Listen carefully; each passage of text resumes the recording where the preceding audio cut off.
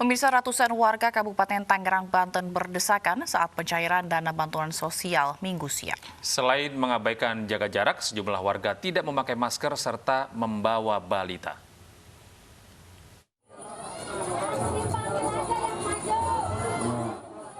Warga penerima bantuan sosial berdesakan saat akan mencairkan dana bansos di kantor Desa Cikande, Kecamatan Jayanti, Kabupaten Tangerang, Banten pada Minggu siang. Saling serobot antrean sempat terjadi sehingga petugas sempat kewalahan menertibkannya. Tidak hanya mengabaikan jaga jarak, sejumlah warga juga tidak memakai masker dengan baik saat mengantri. Mirisnya lagi, sejumlah ibu rumah tangga nekat membawa anaknya ikut dalam antrean, padahal anak di bawah 5 tahun rentan terpapar COVID-19. Jarak takut nggak sih, khawatir nggak sih Bu? Kan masih ada COVID. Ya takut sih ya, cuman ya kita pakai persyaratan aja gini. Lebih dari 1.000 warga Desa Cikande mencairkan dana bansos dari Kementerian Sosial. Di bantuan sosial tahap ke-8, satu kepala keluarga penerima uang sebesar Rp300.000. Dari Tangerang, Banten, Aimarani, iNews melaporkan. Pemerintah Provinsi DKI Jakarta memperpanjang pembatasan sosial berskala besar masa hingga 6 Desember mendatang. Dalam catatan, kasus positif COVID-19 Jakarta cenderung meningkat dalam beberapa hari terakhir.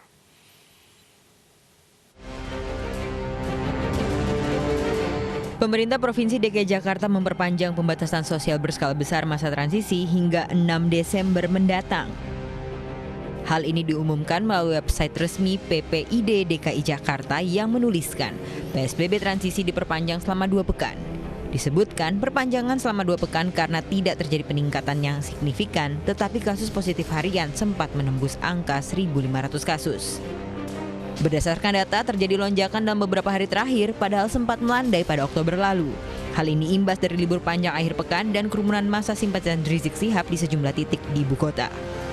Wakil Gubernur DKI Jakarta menyebutkan pihaknya telah mengkaji perpanjangan PSBB kali ini.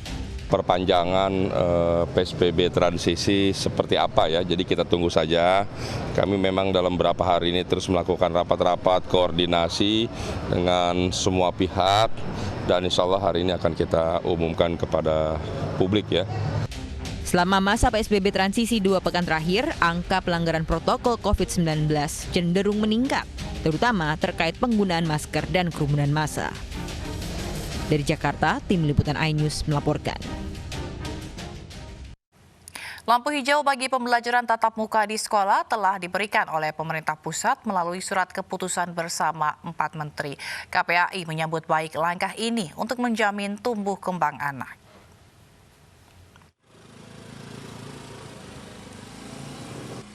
Melalui surat keputusan bersama 4 menteri, pemerintah pusat akhirnya memperbolehkan pembelajaran tatap muka di masa pandemi COVID-19.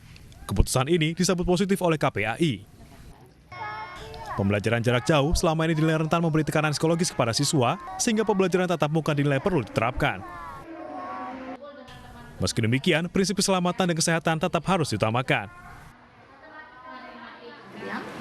Saya kira KPAI menyambut baik berasaskan pada prinsip keselamatan dan kesehatan serta tumbuh kembang dari anak, maka memang dirasa perlu untuk anak dapat kembali merasakan bersekolah.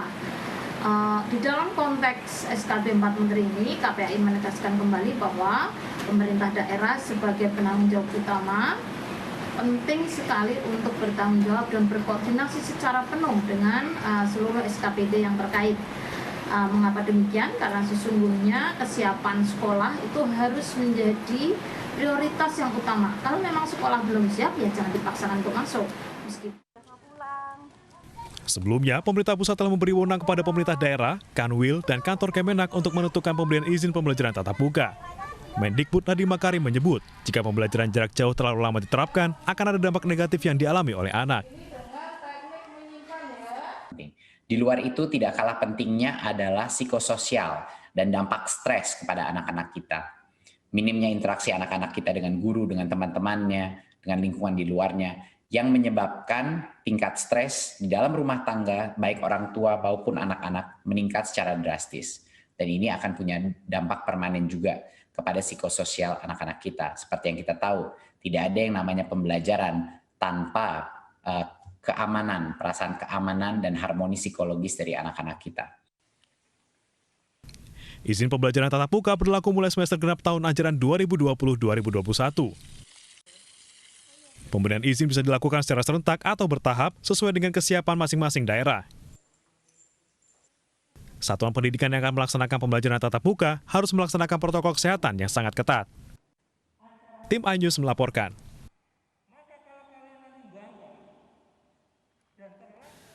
Sempat ditutup sementara, kini Arab Saudi kembali memberlakukan visa umroh kepada jamaah Indonesia. Kementerian Agama Republik Indonesia memberlakukan protokol kesehatan ketat.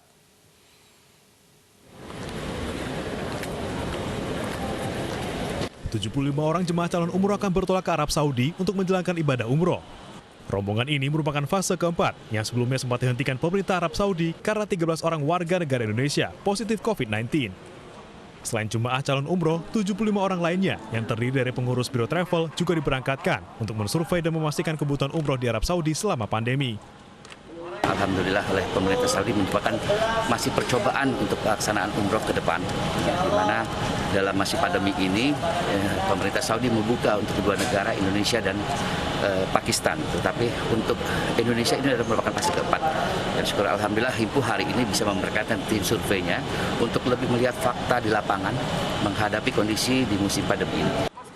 Dengan dibukanya kembali ibadah umroh ke Arab Saudi, jemaah asal Indonesia diimbau agar lebih berhati-hati dan memperketat protokol kesehatan selama beribadah di Tanah Suci. Dari Tangerang, Banten, Hasnugara, iNews melaporkan. Pelaksanaan pilkada di Nunukan, Kalimantan Utara tercoreng dengan dugaan praktik politik uang. Bawaslu setempat kini tengah memproses kasus tersebut usai videonya beredar di media sosial.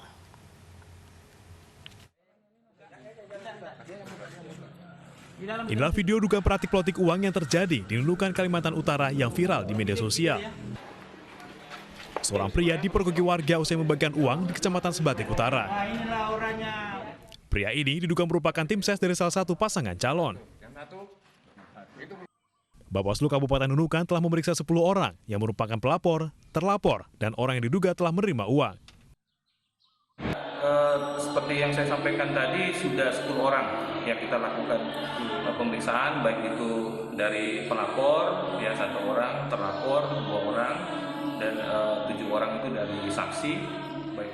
Pada pilkada serentak tahun ini, ada 2 pasangan calon yang bertarung dalam pilkada Kabupaten Nunukan dan 3 pasang calon di pilkada Kalimantan Utara.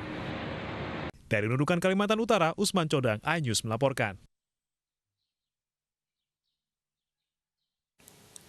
Surat suara pemilihan kepala daerah serentak 2020 tiba di kantor Komisi Pemilihan Umum Kota Surakarta, Jawa Tengah. Surat suara dikirim dengan pengawalan ketat kepolisian.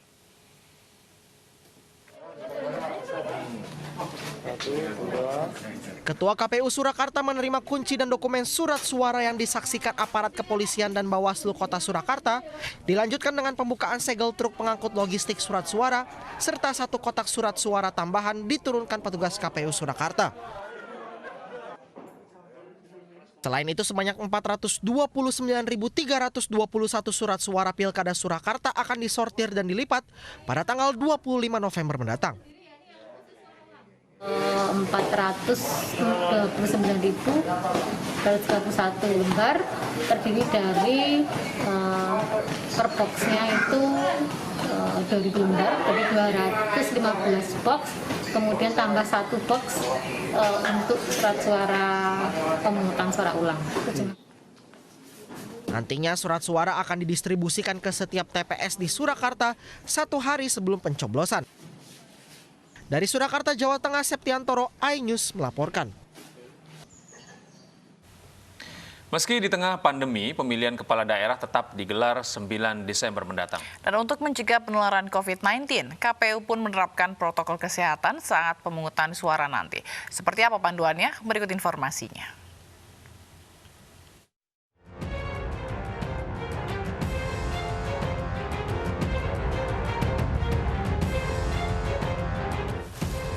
Di tempat pemungutan suara, petugas membatasi maksimal 500 orang. Petugas TPS harus memastikan tidak ada kerumunan.